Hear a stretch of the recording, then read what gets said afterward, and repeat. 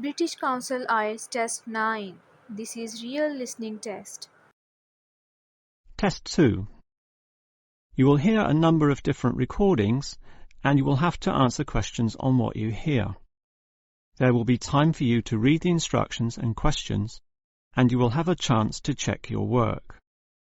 All the recordings will be played once only. The test is in 4 sections. At the end of the test, you will be given 10 minutes to transfer your answers to an answer sheet. Now turn to Section 1. Section 1.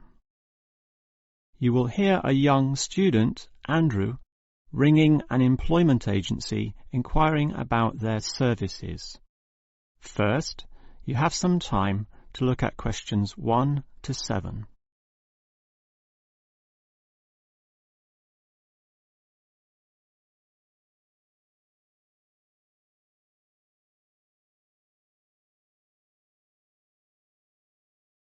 You will see that there is an example that has been done for you.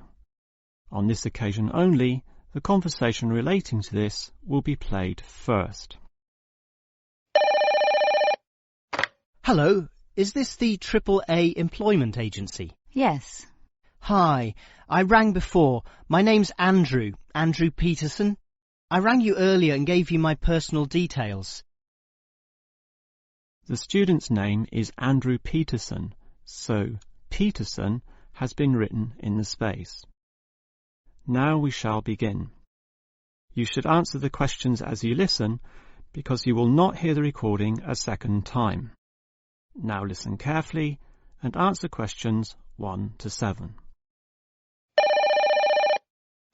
Hello, is this the AAA employment agency? Yes. Hi, I rang before. My name's Andrew Peterson.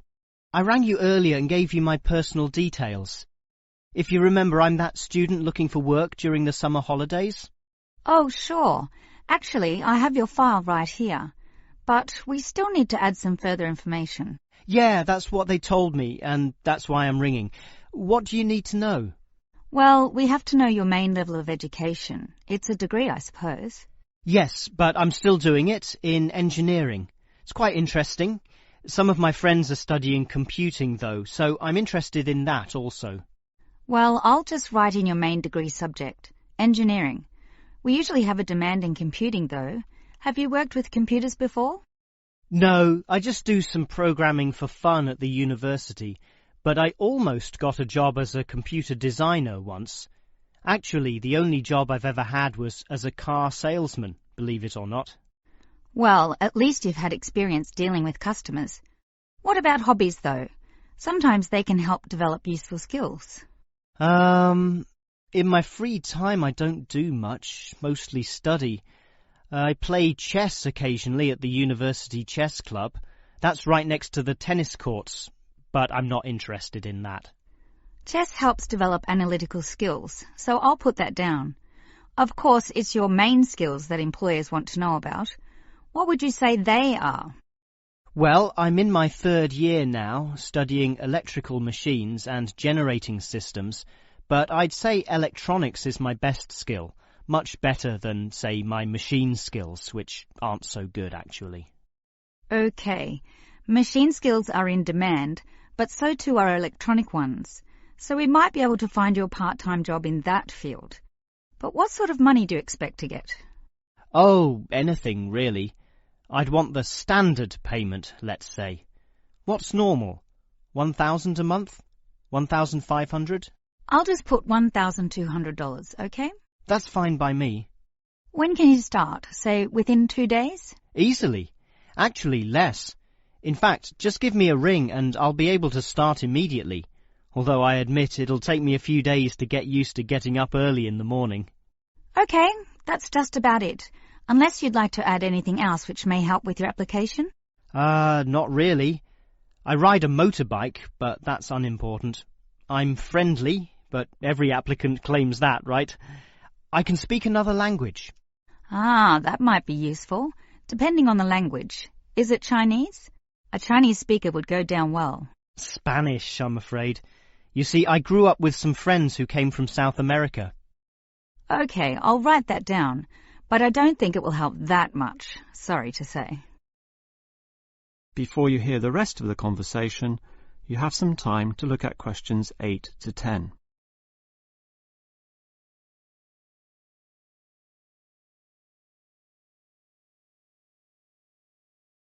Now listen and answer questions 8 to 10. Well, thanks for your help, and hopefully I'll get a job soon. But can I just ask one more question? Sure. What basically are employers looking for when they interview someone? Oh, many things. Being hardworking, diligent, and focused on your job is good. But surprisingly, it often means you can't see the bigger picture or provide suggestions which help the company move forward. That requires thinking for yourself, outside the box, as they say, and being free of the standard ways of approaching tasks. Employers certainly value that. I guess experience must help, though. It depends. If it involved a routine job, one which didn't exercise your mind, it might not mean that much at all. But since companies are basically composed of people, it is important to be able to get along with others. There's no point in hiring someone whom the other employees don't like, right? That just causes problems. In fact, I would say that being friendly and approachable ranks far more highly than your academic qualifications. Okay, and that's all assessed at the interview, right? Yes, and your qualifications, experience, and approach to the job, such as whether you can do different things, work overtime, or do long hours, is needed.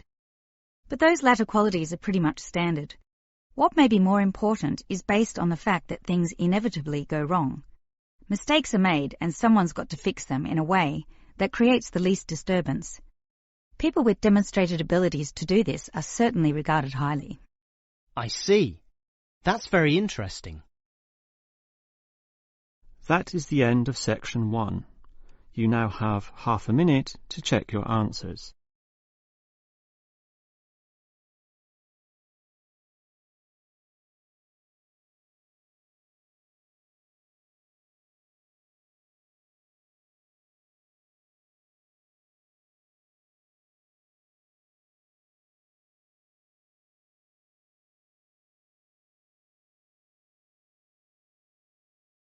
Now turn to Section 2. Section 2. You are going to hear a talk given by an international student. First, you have some time to look at questions 11 to 16.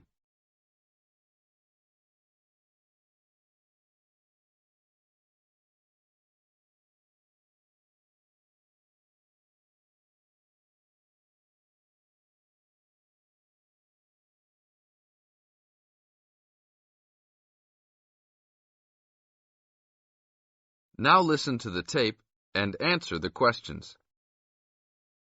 As an international student coming from Sierra Leone, it gives me great honor to give these opening remarks and welcome you all to Ashesi University, where excellence is the code.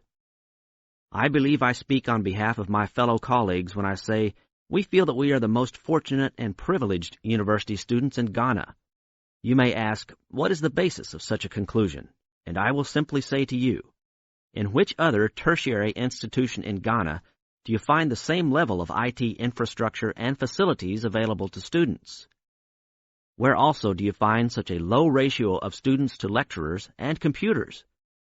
In which other educational institution do you find 55% of students on some sort of financial aid, who in addition enjoy services and benefits such as job placement after graduation, on-campus employment that pays above the minimum wage, a supply of textbooks, and access to online databases? Ladies and gentlemen, there is no other institution of higher education in Ghana today that matches the learning environment and the quality of instruction at Ashesi. I could continue listing reasons why we students feel this way, but I only have 5 minutes for this speech. Believe me, I could go on for hours. At Ashesi, everyone is considered a leader and is treated special. Ashesi equips us with the necessary determination, strength, and belief in ourselves to be able to achieve our goals. We are being taught to think outside the box and to question and challenge our assumptions about the world we live in. This, ladies and gentlemen, is one of the benefits of a liberal arts education, which seeks to broaden our intellectual capacity.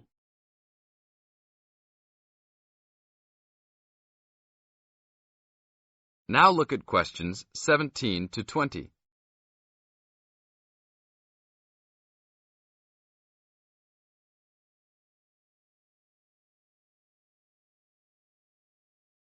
As the talk continues, answer questions 17 to 20.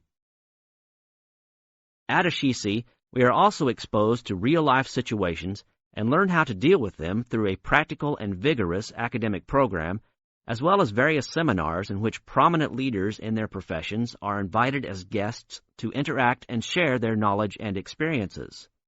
Some people, even some of you in this audience, may believe that tuition at Ashisi is too high, but I say to you that the students here are unanimous in saying it is worth it. Not because we all come from well-to-do families, but because when it comes to one's education, you need to aim at getting the best from the right place. One's education defines who you are and what your perception of life and society will become. Ashisi offers us a top-quality education which meets high international standards. This is due to the strong linkages the school has established with three of the very best schools in the United States, namely Swarthmore College, which is ranked as the best liberal arts school in the U.S., UC Berkeley, and the University of Washington. In addition, Ashisi has recruited an excellent faculty consisting of lecturers from various countries, including Ghana, the UK, and the United States. These lecturers are among the best in their respective academic fields. I believe this is the school's greatest asset, a strong and knowledgeable team dedicated to achieving successful results from their students and who also love their job. I would like to end with a personal message. My fellow students, because we are among the most privileged in our society, we should take responsibility for our own destinies, make our parents proud, and create a legacy for those that follow us and Africa as a whole. We must give back to our society after completing school and achieving our goals in life, which I believe we all can if we properly utilize our time and take advantage of all that is offered here at Ashisi. This is the end of Section 2. You now have half a minute to check your answers.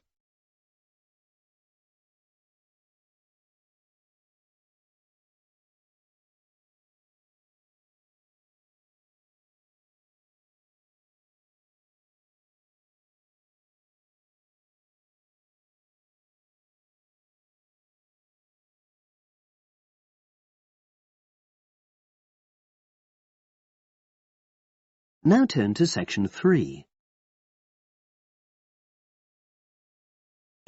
Section 3. You will hear two geography students talking. An older student, called Howard, is giving advice to a younger student, called Joanne, on writing her dissertation. First, you have some time to look at questions 21 to 24.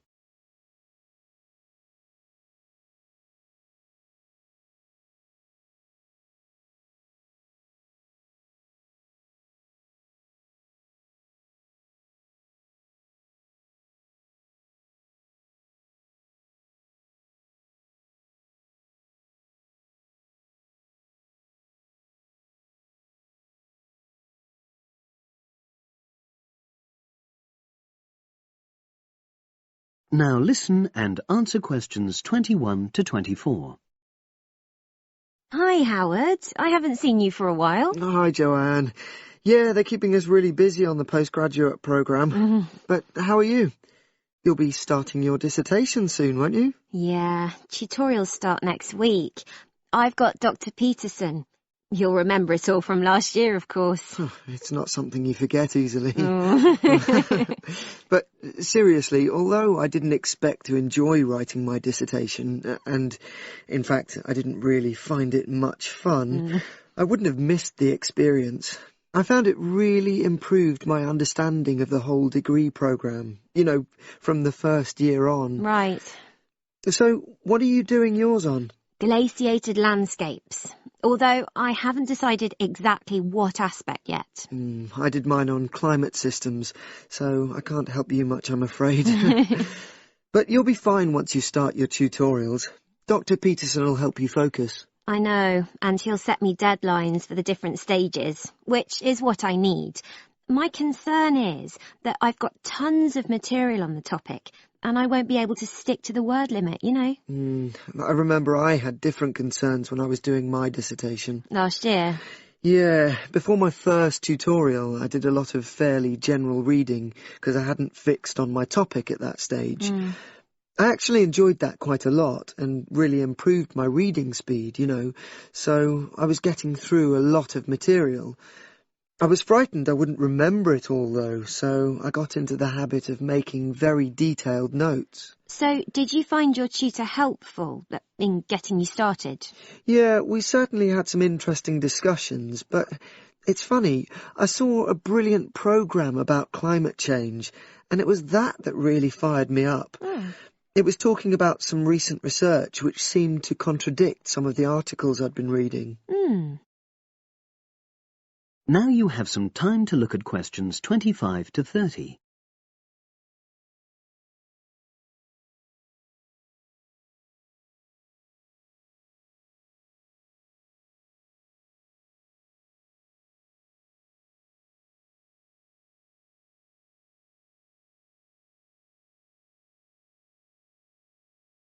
Now listen and answer questions 25 to 30. So you say your tutorials start next week? Yeah. Well, the first month's crucial. You've got to meet your tutor and decide on your focus, but don't become too dependent on him. You know, don't see him every week, only when you want to check something. Right. Once you've got the focus, you've got to get reading. It's helpful to look through the bibliographies for all the course modules relating to your topic, and get hold of any books you think you'll need. I haven't got much money. I mean, get the books from the library, far better. And I suppose I should prepare a detailed outline of the chapters? Yeah, absolutely. But don't feel you have to follow it slavishly. It's meant to be flexible. OK. Now, I'm someone who likes to get writing quickly. I can't just sit and read for a month. Not like me, then. But if that's what suits you, you know, your natural approach, then you really ought to start immediately and write the first chapter. Right. Now, Joanne, about the library, it's worthwhile getting on good terms with the staff. They aren't always helpful with undergraduates. I suppose they focus on postgrads more. Maybe. But show them you're serious about wanting to do good work. And what if I can't find what I need? Well, there's interlibrary loans. Borrowing books from other libraries, but I've heard it isn't all that reliable. You're right, but you probably won't need it anyway. Be positive. The library is likely to have most things you need. And during the dissertation writing period, you can take out 15 instead of the usual 10 books. Should I look at previous year's dissertations? You can do. But I won't know which are the good ones. The library only keeps the best, and the staff can advise you. Are they willing to do that? Oh, yeah. And I'm worried about getting journal articles from the electronic library. Well, have you tried to find any yet? No. Well, you should. It's really straightforward. That's obviously something I'll have to look into. Dr. Peterson will help. Yeah, I know I can go to him if I have any worries. Except he will be away in the second month. It's the holidays. You should ask him what to do while he's away. Gosh, yeah. But I suppose I can get a lot of support from course mates. I know a couple of people who are thinking of doing the same topic as me. Take care. Collaboration can become dependency. I think you'd better see how that works out, what the people are like. You're probably right. About other reading, I suppose Dr. Peterson will recommend plenty of good articles to get me started. One thing I'd find out is what his attitude is to internet sources. Surely not in this day and age. I'd better get that sorted out right at the beginning. I would if I were you. And I've also got some questions about the research sections. How much time I should spend explaining the process? Well, I think that's up to you. You can see how it develops as you're writing. OK. It's the same with things like time management. That's something a tutor can't really help you with. I agree. So, is there anything else you need me to go over? That is the end of section 3. You now have half a minute to check your answers.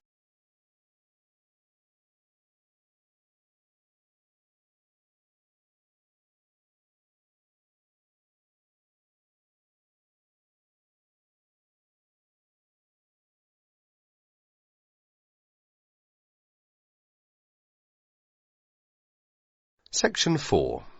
You're going to hear a short talk about the banks in Britain. As you listen, complete the statements by writing no more than 3 words in the spaces provided. Now you have some time to read questions 31 to 40 first.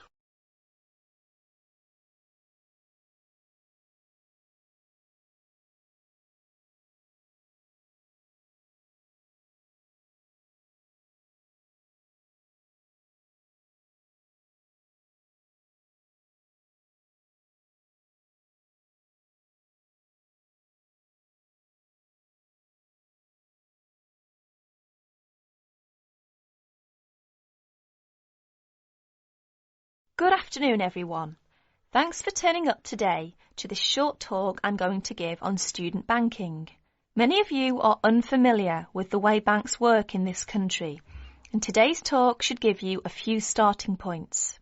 Well, as you probably know, you'll need to open a bank account while you're here. The safest place to keep your money is in a bank. Choose one that is near where you study. All the major banks in Britain offer special facilities for students, and we'll be only too happy to explain how to open an account. The most useful type of account is a current account. You can pay in money received in any form and then draw it out when you need it by using your checkbook. Writing out cheques in their name can make payments to other people. If you want to draw out cash for yourself, make the cheque payable in your own name or to cash. A cheque crossed with 2 parallel lines is even safer, as it must be paid into a bank account. Payment by cross cheque has the added advantage that when the person to whom you have given the cheque presents it at a bank, it will eventually come back to your bank and provide proof of payment. Most people now ask their bank to supply only ready crossed cheques. Most banks don't make charges if you keep more than a certain amount of money in your account. However, you shouldn't overdraw on your account. Withdraw more money than you have in without the bank's permission. If you borrow money from the bank, there will be an interest charge. You will also have to pay a small charge to convert foreign currency paid into your bank into sterling. If you have more money than you need for month-to-month expenses, it is a good idea to open a deposit account for some of it, where it can earn interest. This interest is taxable, but if your bank knows that you are not normally resident in Britain, then you do not pay tax on it. You can't pay by cheque on a deposit account, and to withdraw money, you should give the bank 7 days' notice, or you'll lose 7 days' interest. When you have established yourself as a satisfactory customer with the bank, they can issue you with a cheque card. This is really an identity card, which guarantees that correctly written cheques up to the value of £50 will be honoured by the bank. A cheque card can be very useful, as many shops and enterprises, particularly in London and the cities, will not accept a cheque unless a cheque guarantee card backs it. You can also use it with your chequebook to draw up to £50 cash from almost any bank in Britain. If you also ask for a Euro cheque card, this can be used in the same way to draw cash from most banks in Europe. Many banks provide dispensing machines, generally set in the wall of a bank outside, where you can draw cash when the bank is crowded or closed. Provided you are a satisfactory customer, the bank can issue you with a cash card, which allows you to draw up to £100 a day. That is the end of section 4. You will have half a minute to check your answers.